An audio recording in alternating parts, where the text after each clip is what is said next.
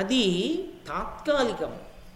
ఇక్కడికిప్పుడు చేసినట్టు కనపడకపోవచ్చు ఉపకారం, కానీ శాశ్వతమైన ఉపకారాన్ని మాత్రం పరమేశ్వరుడు ధర్మాత్ములైన పాండవులకు చేస్తూనే ఉన్నాడు.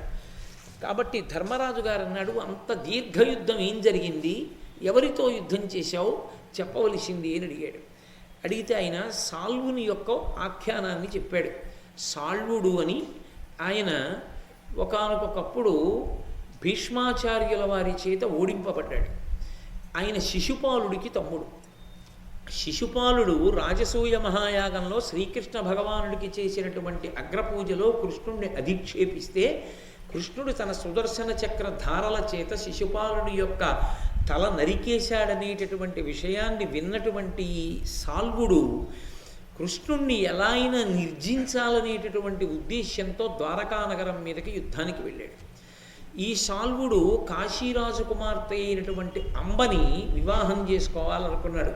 యథార్థానికి అరణ్యకాండలో ఆ ప్రస్తావన లేదు, కానీ ఒక సమగ్రత కోసం నేను కలుపుతున్నాను.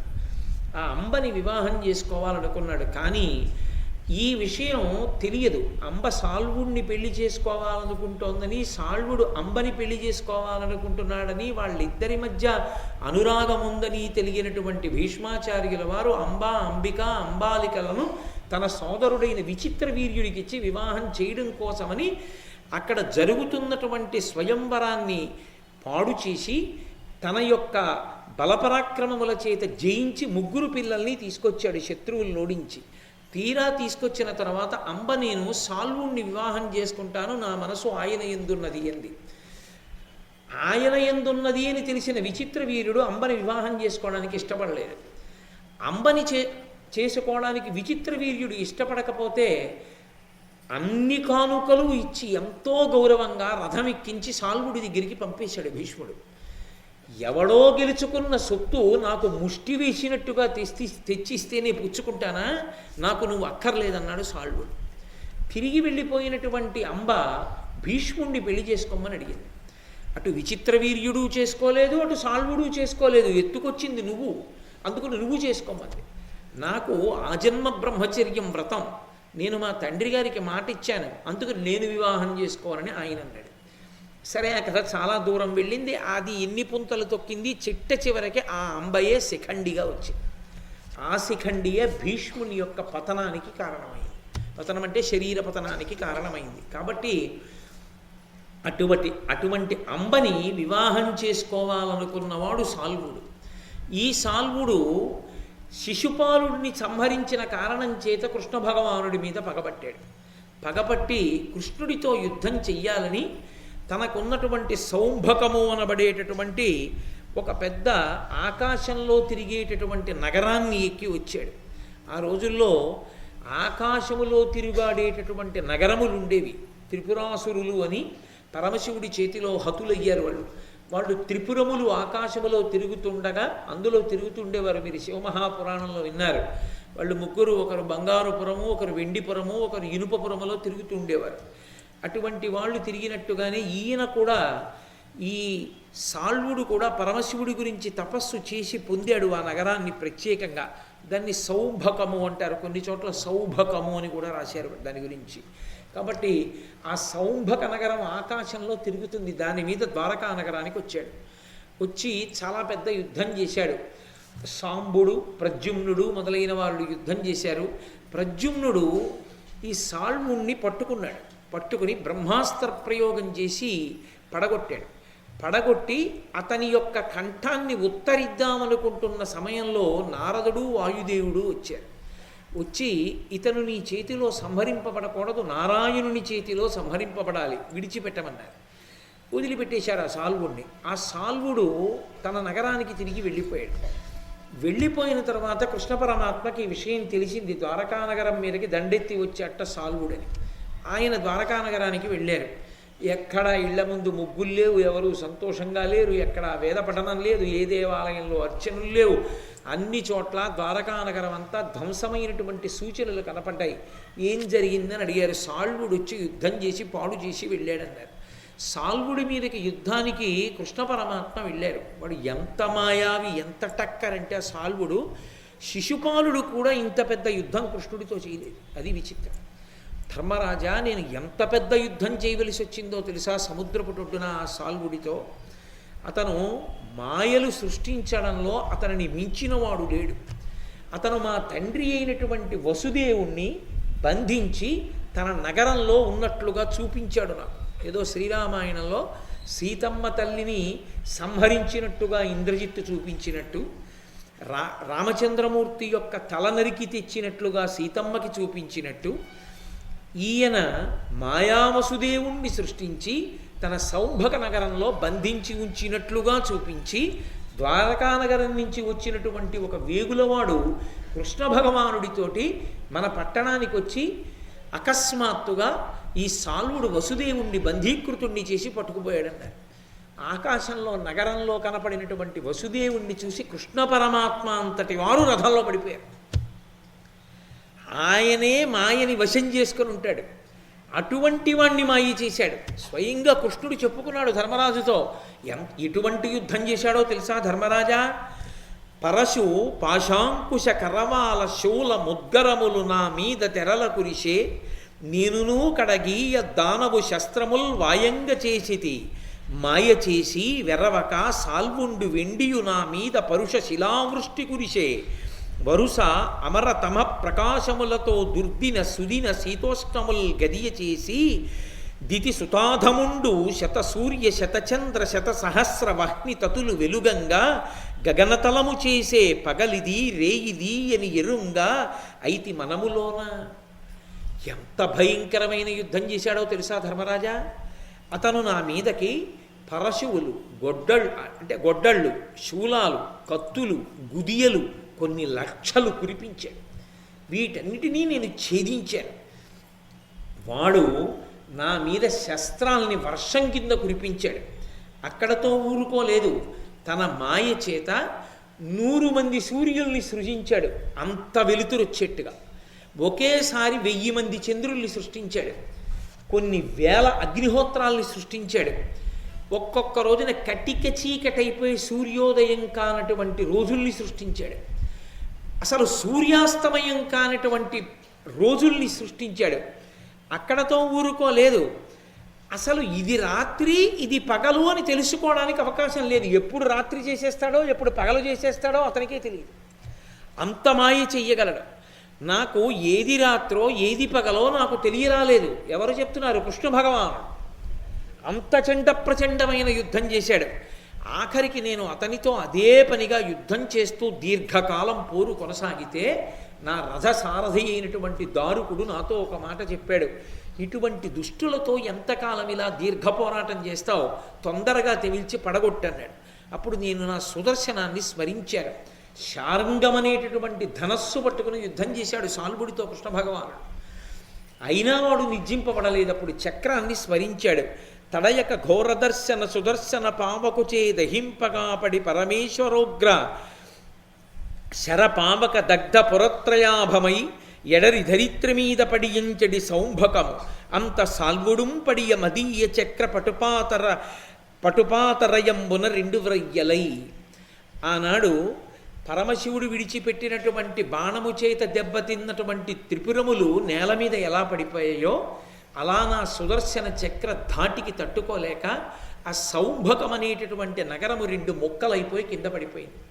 దానితో పాటుగానే సాల్వుని యొక్క శరీరం కూడా 2 ముక్కలై కింద పడిపోయింది. ఆ విధంగా నేను సాల్వుణ్ణి సంహారం చేశాను. ఆ సంహారం చెయ్యడంలో నేను చాలా దీర్ఘ పోరాటంలో ఉండిపోవలసి వచ్చింది. అలా ఉండిపోవడంలో నేను వచ్చి నిన్ను రక్షించలేకపోవడం జరిగింది అని ధర్మరాజు గారిని ఓదార్చి అక్కడి నుంచి బయలుదేరి పాండవులను వీడ్కొని తన చెల్లెలైనటువంటి సుభద్రని మేనల్లుడైనటువంటి అభిమన్యుణ్ణి తీసుకుని ద్వారకా నగరానికి బయలుదేరి వెళ్ళిపోయాడు. ద్రౌపదీదేవి యొక్క అన్నగారైనటువంటి దృష్టజ్యుమ్నుడు ఉపపాండవులు అంటే ధర్మజ భీమ అర్జున నకుల సహదేవులకు ద్రౌపదీదేవి ఎందు పుట్టినటువంటి ప్రతివింధ్యాదులను తీసుకుని దృష్టజ్యుమ్నుడు వెళ్ళిపోయాడు. పాండవులు ఇంద్రసేనుడు మొదలైనటువంటి కేవలం 20 మంది భటులతో కొన్ని వేల మంది నిత్యాగ్నిహోత్రీకులైన బ్రాహ్మణులతో ఆ కామ్యకవనాన్ని విడిచిపెట్టి ద్వైతవనానికి వెళ్ళిపోయారు. ఆ ద్వైతవనంలోకి ప్రవేశిస్తూ ధర్మరాజు గారు మిగిలిన నలుగురు తమ్ముళ్ళని పిలిచి చెప్తాడు, వాళ్ళేం పరాక్రమంలో తక్కువ వాళ్ళని కారు, అన్నగారిగా ఆయన ప్రేమ. ఇక్కడ సింహ శార్దూల శరభాది మృగములు తిరుగుతూ ఉంటాయి, అనేకమైనటువంటి మాయలు కలిగిన రాక్షసులు తిరుగుతూ ఉంటారు. కాబట్టి నాయన భీమార్జునునకుల సహదేవులారా, మీరు సర్వకాలముల యందు పరాకుతో ఉండండి అన్నాడు. తమ్ముళ్ళ మీద ప్రేమ చేత అరణ్యంలో ఉండేటటువంటి భయంకరమైన పరిస్థితులన్నీ కనపడతాయి ధర్మరాజు గారికి. తమ పరాక్రమం చేత అరణ్యంలో ఉండేటటువంటి అత్యంత సంతోషప్రదమైన విషయాలన్నీ కనపడతాయి మిగిలిన తమ్ముళ్ళకి. అది తేడా. అర్జునుడు అన్నాడు, అన్నయ్య ఆ సంగతి అలా ఉంచు, అసలు ఈ పద్మ సరోవరాలు చూడు, ఈ పర్వతాలు చూడు, వాటి మీద చెట్లు చూడు, కాయలు పళ్ళు, ఆ అరవిరిసినటువంటి పుష్పాలు, వాటి సౌరభం, ఆ లేళ్ళు, జింకలు, ఇంతమంది మహర్షులు, తపస్సులు, కుటీరాలు, ఎంత అందంగా ఉందన్నయ్య ఈ ద్వైతవనం, మనం సంతోషంగా ఇక్కడ ఉందాం అన్నయ్య అన్నాడు. ఆ ద్వైతవనంలో ఉండగా మహానుభావుడైనటువంటి మార్కండేయ మహర్షి వచ్చారు. ఆయన పేరు చెప్పుకుంటే చాలు పరమేశ్వర అనుగ్రహం కలుగుతుంది. ఆయన యుగ యుగముల నుండి ఉన్నటువంటి వాడు. మార్కండేయ మహర్షి యొక్క ఆయుర్దాయం అంటే అంత గొప్ప ఆయుర్దాయం. అందుకే నీకు మార్కండేయాయుష్ కలగాలరా అని ఆశీర్వచనం చేస్తారు. చంటి పిల్లలకి స్నానం చేయిస్తే మార్కండేయాయుష్ నువ్వు పొందాలి అని ఆశీర్వచనం చేస్తారు. ఆ మార్కండేయుడు వచ్చి ధర్మరాజు గారిని చూసి అంటున్నాడు, పితృని దేశమ్మున పృథివీశ్వరత్వంబు విడిచి సానుజుడై పవిత్ర చరిత జానకి తోడ్కుని చని వనంబునున్న రఘుకులనందను రాము తొల్లి చూచితి. ఇప్పుడు భూసురవంశపోషకు సాధుజన సత్యు సత్య ధర్మ నిత్యు ధర్మజు రమణీయ కీర్తిప్రియు శమవంతు చూచితి. సగర భరత నల యయాతి వైన్య నాభాగులాదిగా ఆదిరాజులెల్లా అధిక ధర్మ సత్యయుక్తి చేసి సకలలోకంబులు వడసి భాగధేయ భాగులైరి. ఆ మార్కండేయ మహర్షి ధర్మరాజుని చూసి అంటున్నాడు, చూడండి మనం ఎప్పుడైనా ఎవరైనా కనపడితే ఓ మాట అంటాం, మీలా మాట్లాడేవాడిని మీలాంటి మహితాత్ముడిని ఎప్పుడో 50 ఏళ్ల క్రితం చూశానండి, మళ్ళీ ఇన్నాళ్ళకి చూశానంటాం. మన ఆయుర్దాయంలో మనకి స్ఫురణలో ఉన్నంత వరకు ఒక 60 సంవత్సరాల వరకు జ్ఞాపకంలో పెట్టుకుని పోల్చగలం. అంతకు మించి పోల్చడం కష్టం అవుతుంది. ఎందుకంటే స్ఫురణ శక్తి తరిగిపోతుంది. తరిగిపోవడంలో నిజంగా అటువంటి వ్యక్తి ఎవరైనా మన స్మృతి పదంలో ఉన్నా చెదిరిపోతుంది. చెదిరిపోయి మీలా ఉండేవాడండి ఒక ఆయన అని తలకొట్టుకోవడంతో సరిపోతుంది. మార్కండేయ మహర్షి పోలిక ఎప్పటిదో చూడండి. తండ్రి గారు చెప్పినటువంటి మాటని పట్టుకుని తమ్ముడితోటి భార్యతోటి అరణ్యవాసానికి వచ్చినటువంటి రామచంద్రమూర్తిని త్రేతాయుగంలో నేను చూశానయ్యా. నేను విన్నానయ్యా కాదు, మనం విన్నాం, ఆయన చూశాడు. త్రేతాయుగంలో రామచంద్రమూర్తి అరణ్యవాసం చేస్తుంటే చూశాను. ఇప్పుడు నువ్వు భార్య ద్రౌపదీదేవితో తమ్ముళ్లతో అరణ్యవాసం చేస్తుంటే చూస్తున్నాను. మీ ఇద్దరూ ఒక్కలాంటి వాళ్ళయ్యా. ధర్మానికి కట్టుబడి చేశారు, పరాక్రమం లేక కాదు, శక్తి లేక కాదు. అంటే మార్కండేయ మహర్షి ఎంత ఆనందించి ఉంటాడో ఆ అన్నదమ్ముల్ని చూసి. ఎన్ని ఇళ్ళు కట్టావు, ఎన్ని పొలాలు కొన్నావు, ఎన్ని డిపాజిట్లు వేశావన్నది కాదు, నిన్ను చూసి ఎంతమంది పెద్దలు సంతోషిస్తారు. ఎప్పుడో అప్పుడు చూశానయ్యా, మళ్ళీ నీలాంటి వాడిని ఇప్పుడు చూస్తున్నాను అని అనిపించుకున్నావా జీవితంలో? ఎక్కడో త్రేతాయుగంలో రామచంద్రమూర్తి అనిపించుకున్నారు. మళ్ళీ మార్కండేయ మహర్షి ఆనాటికి ఈనాటికి ఇన్ని వేల సంవత్సరాల తర్వాత, లక్షల సంవత్సరాల తర్వాత అంటున్నాడు. ఎవరిని? ధర్మరాజు గారిని అంటున్నాడు. అది ధర్మజుని యొక్క సత్య ధర్మ నిరతి, ఆయనకున్నటువంటి అధ్యవసాయము, ఆయనకున్నటువంటి పట్టుదల, ఆయనకున్న విశ్వాసము అటువంటివి. కాబట్టి నాయన నీకు సత్యధర్మ నిత్యుడివి, ఎప్పుడూ సత్యము ధర్మము ఈ రెండు నమ్ముకుని ఉంటావు. ఏమిటి సత్యధర్మాలంటే? ధర్మము మారుతూ ఉంటుంది, మారుతున్న ధర్మాన్ని పట్టుకుంటే మారని సత్యము తెలియబడుతుంది. ఆ తెలియబడమే సత్యం అయిపోవడం. ఈ మాట మీరు జాగ్రత్తగా పట్టుకున్నారో లేదో? మారిపోతున్న ధర్మాన్ని శాస్త్ర విహితంగా పట్టుకోవాలి. ఎందుకని? నేను తండ్రి ముందు నించుంటే కొడుకుగా నా ధర్మాన్ని శాస్త్రం చెప్పినట్టు ప్రవర్తించాలి. నా భార్య ముందు నించుంటే భర్తృధర్మాన్ని శాస్త్ర ప్రకారంగా నిర్వహించాలి. అదొకలా ఉంటుంది, ఇదొకలా ఉంటుంది. రాత్రి ఒక ధర్మం, పగలొక ధర్మం. ఏకాదశి నాడు ఒక ధర్మం, ద్వాదశి నాడు ఒక ధర్మం. ప్రాతకాలంలో ఒక ధర్మం, సాయంకాలం ప్రదోష వేళలో ఒక ధర్మం, మధ్యాహ్నం ఒక ధర్మం. నేను ఎక్కడున్నానన్న దాన్ని బట్టి ధర్మం, దేశాన్ని బట్టి ధర్మం, కాలాన్ని బట్టి ధర్మం. మారుతున్న ధర్మాన్ని శాస్త్ర ప్రకారంగా పట్టుకున్నవాడు ఎవడున్నాడో వాడు మారని సత్యమునందు ప్రవేశిస్తాడు. మారని సత్యమేది? పరమేశ్వరుడు. ఆ పరమేశ్వరుడు ఎరుకలోనికి వస్తాడు. ఆత్మగా ఉన్నది పరమేశ్వరుడే.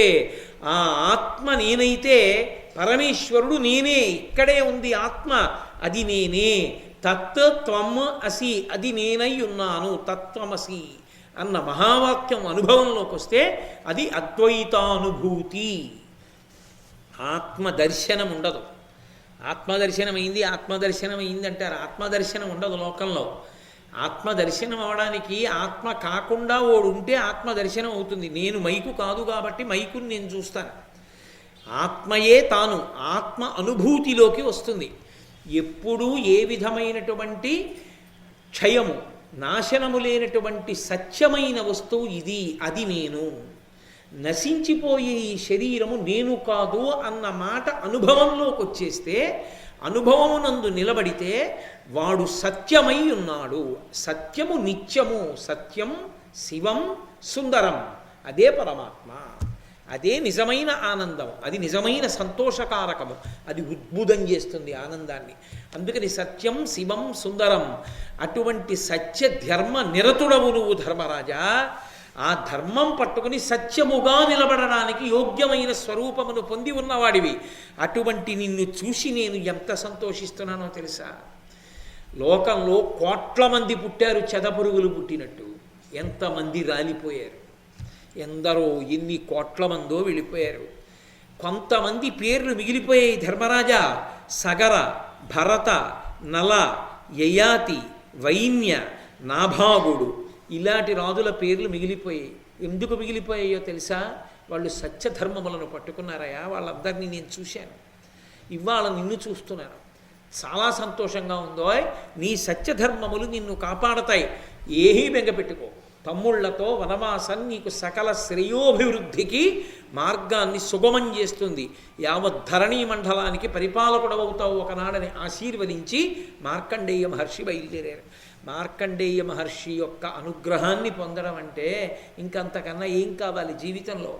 మీరు ఎక్కడికి వెళ్ళండి, సాధారణంగా మార్కండేయ మహర్షి ప్రతిష్ఠించినటువంటి శివలింగం తప్పకుండా పెద్ద పెద్ద క్షేత్రాలన్నిటిలో కనపడుతుంది. మనకి ఆంధ్రదేశంలో శ్రీకాళహస్తి క్షేత్రంలో మనం ప్రదక్షిణం చేస్తూ వెళుతున్నప్పుడు మనం అమ్మవారి దేవాలయానికి వెళ్ళడం కోసం కుడి చేతి పక్కకి తిరుగుతున్నప్పుడు ఎడం చేతి వైపు కొంచెం వెనక్కి వస్తే ఎడం చేతి వైపు గట్టు మీద ఉంటుంది మార్కండేయ మహర్షి ప్రతిష్ఠ చేసినటువంటి శివలింగం.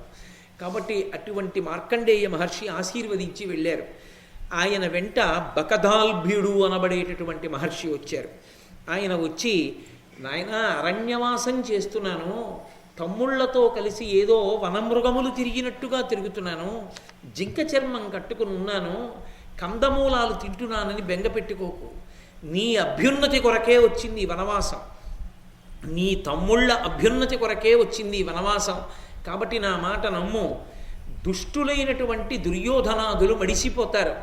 ఈ వనవాస కారణం చేతనే మీరు పరమేశ్వరానుగ్రహాన్ని పరిపూర్ణంగా పొంది రాబోయేటటువంటి కాలంలో ఈ ధరణీ మండలానికి అంతటికీ పరిపాలకులవుతారని ఆయన ఆశీర్వచనం చేసి వెళ్ళాడు.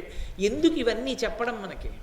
వీటిని విడిచిపెట్టకూడదా? ప్రధాన కథ యందు అంతర్భాగం కాదని వదిలిపెట్టకూడదా? వీటిని వదిలిపెట్టకూడదు. ఎందుకో తెలుసా? పాండవులు కూడా మనుష్యులే. మీరు ఎదర చూద్దురు కానీ వాళ్ళు కూడా మనుష్యులైన కారణం చేత వాళ్ళ మనసులో ఒక భావన ఉంటుంది. అంతంత అంతఃపురాల్లో ఉన్నాం, అన్ని చీనాంబరాలు కట్టుకున్నాం, అంత వైభోగం అనుభవించాం. 13 సంవత్సరములు దుర్యోధనుడికి మాటిచ్చామని మన అరణ్యంలో ఉండవలసిన కర్మ మనకేమిటి? మన పరాక్రమంతో ఎదురు తిరిగితే వాడు కపటజ్యూతంలో పొందాడు అవన్నీ. పరాక్రమంతో ఎదురు తిరిగితే ఏం చేస్తాడు? 13 ఏళ్ళ యుద్ధం ఎందుకు ఇప్పుడు చేస్తే? మడిసిపోడా, రాజ్యం మనది కాదా, ఏమిటి కర్మ, ఎందుకు వచ్చింది మనకి వనవాసం అనిపిస్తూ ఉంటుంది. అలా అనిపించడం ధర్మం నుండి ఎప్పుడైనా చ్యుతిని పొందడానికి కారణమైపోవచ్చు. అలా అయిపోకుండా ఉండాలి అంటే మహాత్ములైన వాళ్ళు వచ్చి హెచ్చరిక చేస్తూ వెడుతూ ఉండాలి, మీరు సక్రమ పథంలోనే ఉన్నారు అని గుర్తు చేస్తూ ఉండాలి. అందుకే మహర్షులు వచ్చి మళ్ళీ మళ్ళీ ఆశీర్వచనం చేస్తారు. వాళ్ళ వాక్కే పాండవులకు అంగరక్ష, పాండవుల్ని అంత స్థాయికి తీసుకెడుతోంది. కాబట్టి ఆ బకదాల్భ్యుడన్న మహర్షి కూడా వచ్చి ఆశీర్వచనం చేసి వెళ్ళారు. ఒకనాడు ధర్మరాజు గారు కూర్చుని ఉన్నాడు. ద్రౌపదీదేవి వచ్చింది. నేను మీతో అన్నాను కదా ఎందుకు ఇంతమంది మహర్షులు రావలసిన అవసరం ఉంటుంది అని. దాని అవసరం ఎక్కడుందో చెప్తున్నారు వ్యాసుల వారు, చెప్తున్నారు నన్నయ్య గారు. ద్రౌపదీదేవి ధర్మరాజు దగ్గరికి వచ్చింది. వృద్ధు కొడుకు పలుకులు విని క్రూరుడై పాపబుద్ధి చేసి మిమ్ము భూతలంబు విలువరించి రాజ్య విభవంబు కొని ఇప్పుడలుక చెడి సుచిత్తుడయ్యనొక్కో. మామయ్య గారు అనలేదు, పెదమామయ్య గారు అనలేదు ద్రౌపదీదేవి. అంటే ఆవిడ కడుపుకి ఎంత బాధ కలిగిందో, కడుపు కంటే నా ఉద్దేశం మనసుకి అని, ఎంత బాధ కలిగిందో.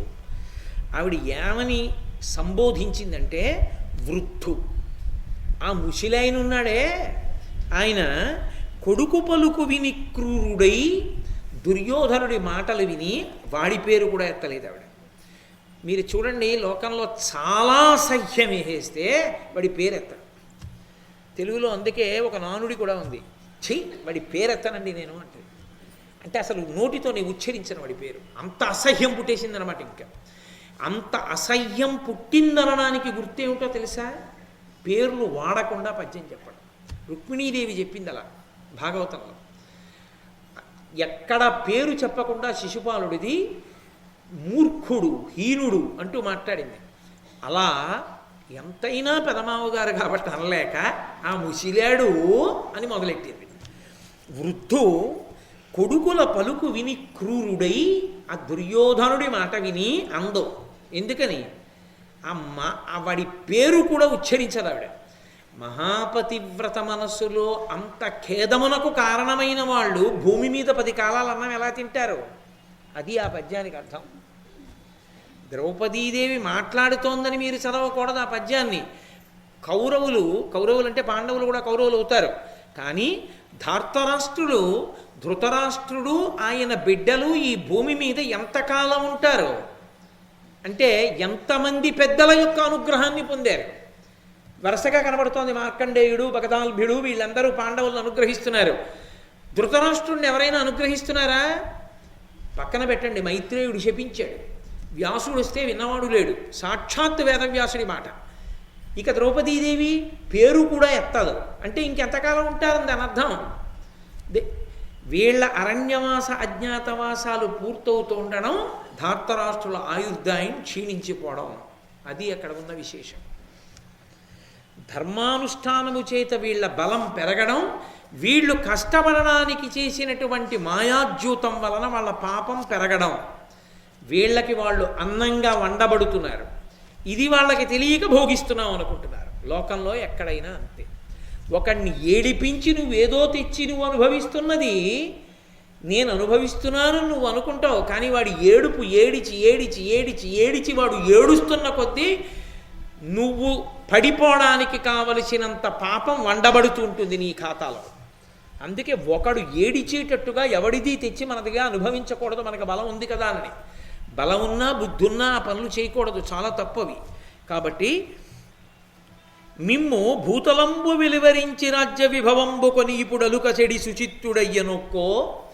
మిమ్మల్ని పాండవుల్ని ఈ భూమండలం మీద పరిపాలన చెయ్యకుండా చేసి అడవులకు పంపించేశాడు కదా, ఇప్పటికైనా కడుపులో కోపం తగ్గి ప్రశాంతంగా ఉంటాడంటారా అని అడిగింది. అడిగి ఆ దురాత్మ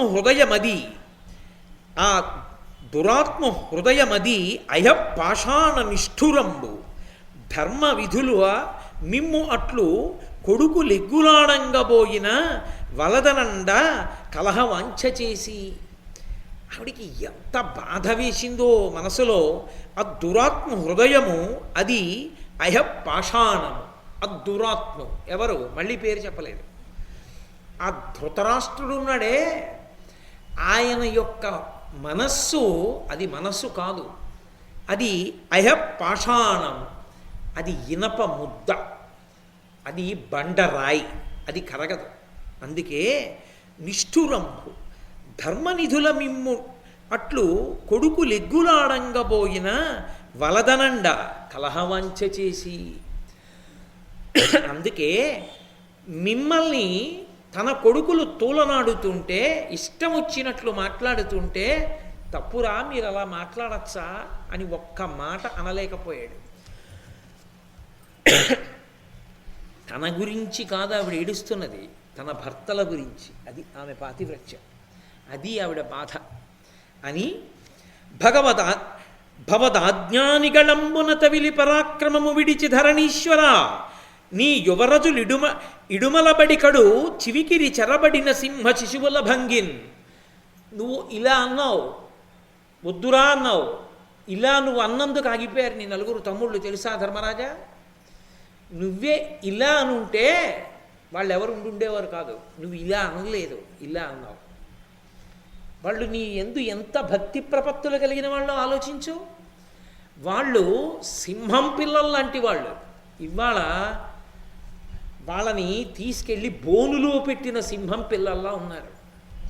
బోనులో పెట్టిన సింహం పిల్లే, కానీ లోపల నేనుగా బతకలేకపోతున్నానని బాధపడుతున్న సింహం పిల్ల ఎలా ఉంటుందో అలా బాధపడుతున్నారు. ఎందుకని అన్న నీ చేతి సంజ్ఞ వాళ్ళకు అడ్డొస్తోంది. నీకు కోపం రాదా? ఇలాగే అంటావే, చక్కగా అరణ్యవాసం చేస్తూ గడిపేస్తున్నావే. ఏరా మనకెందుకురా ఈ కష్టాలని నువ్వు ఒక్క మాటను, వాళ్ళు వెళ్ళి పడిపోరు దుర్యోధనాదుల మీద. ఎన్ని సుఖాలు అనుభవించవలసిన వాళ్ళయా. పట్టుపాన్పుల మీద పడుకోవలసినటువంటి వాళ్ళు కటిక నేల మీద పడుకుంటున్నారు. మృష్ణాన్న భోజనం చెయ్యవలసిన వాళ్ళు మునుల్లా కందమూలాలు తెచ్చుకుని తింటున్నారు. అనేక మంది మహారాజులు వచ్చి ప్రతిరోజు పాదపీఠం మీద పెట్టబడినటువంటి నీ పాదములకు నమస్కరించినటువంటి కారణం చేత రాజుల యొక్క కిరీటములలో పొదగబడిన మణుల కాంతుల చేత ఎరుపెక్కవలసిన నీ పాదములు అరణ్యములలో తిరిగిన కారణం చేత పర్వతముల యొక్క గైరికాది ధాతువులు అంటుకుని ఎరుపెక్కి ఉన్నాయి. 10,000 మంది బ్రాహ్మణులకి భోజనం పెట్టి బంగారు పాత్రలలో వాళ్ళు ఆచమనం చేసి భోజనం చేసిన తరువాత బ్రాహ్మణోచ్ఛిష్టంగా భోజనం చేసే అలవాటు ఉన్న నువ్వు పచ్చి ఆకు పెట్టుకుని దాని మీద భోజనం చేస్తున్నావు. ఎక్కడో అంతఃపురంలో కమ్మని భోజనం చెయ్యవలసినటువంటి ధర్మరాజా ఇవాళ దుంపలు, తేనె, కాయలు, పళ్ళు ఏరుకు తెచ్చుకు తింటున్నావు. 10,000 ఏనుగుల బలం కలిగినటువంటి భీమసేనుడు కేవలం కాయలు, పళ్ళు, దుంపలు తిని చిక్కిపోయాడు. 5 బాణములను ఏకకాలంలో ఏ చేతితోనైనా విడిచిపెట్టగలిగినటువంటి కవ్వడి అయినటువంటి పార్థుడు అర్జునుడు ఇవాళ తన గాంధీవానికి, తన పౌరుష పరాక్రమాలకి, తన ధనుర్విద్యకి అవకాశం లేక జంతువుల వెంట పరిగెత్తి బాణాలు వేసుకుంటున్నాడు. సౌఖ్యాలకే అలవాటు పడినటువంటి నకుల సహదేవులు పరమదీనులై అరణ్యవాసం చేస్తున్నారు. మనుష్యుని యందు 2 ఉంటాయి, ఒకటి ఓర్పు, 2 పరాక్రమము. ఈ 2 ఒకదాన్ని ఒకటి ఆపుకుంటూ ఉంటుంది. ఎంతో పరాక్రమం ఉన్నవాడు విజృంభించలేదంటే కారణం ఏమిటి? ఓర్పు. ఓర్పు పట్టి తేజస్సుని అణిచేసుకుంటున్నాడు. ఒకానొకప్పుడు బలిచక్రవర్తి తన తాతగారైన ప్రహ్లాదుడిని అడిగాడు, ఓర్పు గొప్పదా పరాక్రమం గొప్పదా అని అడిగాడు. ఊరే, ఎంతో పరాక్రమం ఉండి కూడా అర్ధరహితంగా ఓర్పు పట్టడం మంచిది కాదు.